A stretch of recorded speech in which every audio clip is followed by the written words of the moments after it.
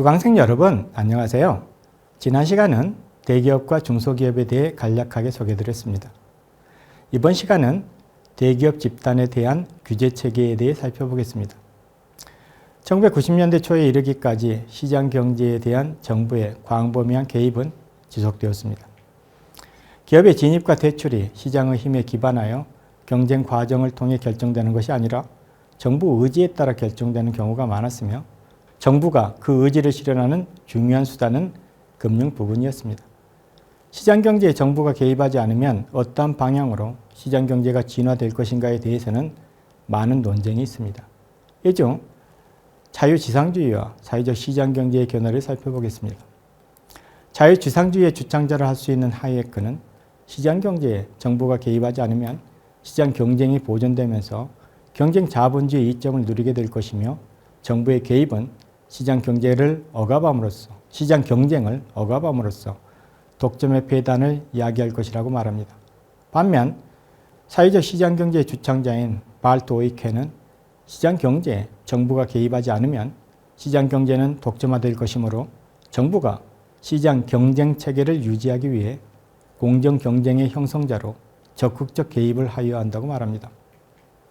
현재 대부분 국가는 독점 규제 및 공정 거래를 유지하기 위한 정부 기구를 가지고 있습니다.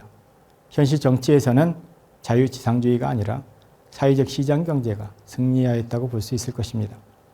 한국에서는 독점 규제 및 공정 거래에 관한 법률이 1980년에 제정되어 1981년 4월에 시행되었습니다. 이하에서는 독점 규제 및 공정 거래에 관한 법률을 공정거래법이라 약칭하겠습니다. 제정 당시 공정거래법의 주된 내용은 시장 지배적 지위의 남용 금지, 경쟁 제한적 기업 결합의 제한, 부당한 공동행위의 제한, 불공정 거래 행위의 금지, 사업자 단체의 경쟁 제한 행위 금지, 재판매 가격 유지의 제한, 경쟁 제한적 국제 계약의 체결 제한 등이었습니다. 그 공정거래법은 수차례 개정을 거치게 되는데 이 과정에서 공정거래법은 전통적인 경쟁법의 범위를 넘어서 재벌에 의한 경제적 집중을 억제하는 중요한 제도적 장치로 발전하게 되었습니다. 먼저 전통적인 경쟁법으로서 공정거래법의 역할에 대해 살펴보겠습니다. 법 제정 이후 공정거래법은 자유롭고 공정한 경쟁의 확보 및 경제적 집중 억제를 통한 국민 경제의 균형 발전에 어느 정도 기여하였으나 시장 경제 질서의 기본법으로서 제 역할을 다하지 못하였습니다. 근본 원인은 경쟁 정책의 효과성을 확보할 전제 조건이 갖춰지지 않았고 경쟁 정책의 중요성과 필요성에 대한 공감대가 아직 충분히 형성되지 못하였기 때문입니다. 1980년대 이후에도 일부 제조업뿐 아니라 금융 등 서비스 부문과 통신, 전력 등 공기업 부문에도 정부가 규제를 통하여 경쟁을 제한하고 시장 기능을 억압하였습니다. 때문에 규제 개혁과 민영화는 경쟁 정책의 효과성을 확보하는 전제 조건이었습니다. 규제 개혁은 1988년 이후에 본격적으로 시도되었으며 노태우 정부에서의 규제 개혁은 규제 완화를 의미하였고 노태우 정부의 규제 완화 노력은 1993년 김영삼 정부 출범 이후 더욱 확대되어 신정부는 규제 완화를 핵심적인 경제 정책으로 추진하였습니다. 당초 경쟁 촉진을 위한 전제 조건으로 위치해 지어졌던 규제 개혁은 노태우 정부와 김영삼 정부에서는 그 목적이 변질되어 기업의 불편을 덜어주고 경기를 활성화하기 위한 수단, 즉 규제 완화를 의미하는 것으로 되었습니다. 규제 개혁을 통한 경쟁 촉진은 기존 사업자에게 불리한 것일 수 있음에도 규제 개혁은 규제 완화를 의미하고 규제 완화는 친기업이라는 인식이 자리 잡으면서 규제 완화 과정에 기업인들을 참여시켜 규제 개혁을 통한 경쟁 촉진이라는 목표는 사라지고 규제 개혁은 기업을 하기 좋은 나라를 만드는 규제 완화가 핵심이라는 생각이 더 강화되었습니다.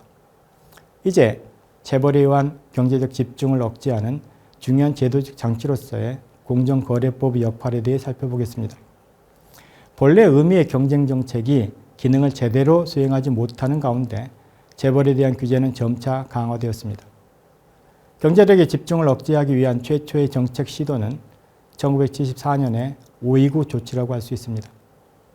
이후 1980년대에는 기업체질 강화 대책이 발표되었고 1987년에는 출자 규제 제도 및 여신한도 관리 제도가 도입되었습니다. 이후 재벌 규제는 출자 규제 제도와 바스켓 관리를 양대축으로 하여 상호 채무 보증 제한, 각종 소유 분산 시책과 지배 경영구조 관련 규제, 업종 전문화 유도 시책 등 다양한 수단을 동원하게 되었습니다. 이처럼 재벌에 대한 백화점식 규제가 시행되긴 하였으나 무엇이 재벌 문제의 핵심인지는 분명치 않았습니다. 경제력 집중, 소유 집중, 업종 다변화, 소위 문어발식 확장 등이 국민 경제의 효율과 형평에 미치는 효과에 대한 구체적인 분석이 결여된 채 실시된 재벌 규제는 모두 겉으로 드러난 현상을 억제함으로써 정부가 원하는 변화를 유도하려는 대중요법적인 성격이 강하였습니다. 그 결과 재벌 규제의 실효성은 미약하였는데 일례로 100대 기업의 광공업 부분 일반 집중도는 1980년에서 1980년대 중 추락 기준으로는 40%에서 45%, 고용 기준으로는 20% 내외에 머물러 뚜렷한 개선의 조짐은 보이지 않았습니다. 정부 규제에도 불구하고 재벌의 영향력은 오히려 더 커졌다고 판단됩니다. 박정희, 전두환 등의 권위주의 정부 시절에 기업은 정부의 절대적인 영향력 하에 있었지만 노태우 정부 이후로 정치적 민주화와 사회적 다원화가 진행되면서 재벌은 점차 정부 영향력에서 벗어나게 되었으며 때로는 정부에 대해 비판적인 발언도 서슴지 않게 되었습니다.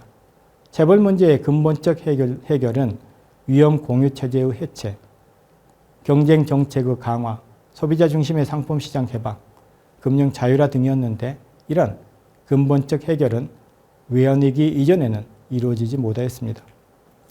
이제 기업 시스템에 대한 강의를 마치겠습니다. 다음 10번째 강의에서는 숙련 형성 시스템이라는 주제로 강의를 계속하겠습니다. 감사합니다.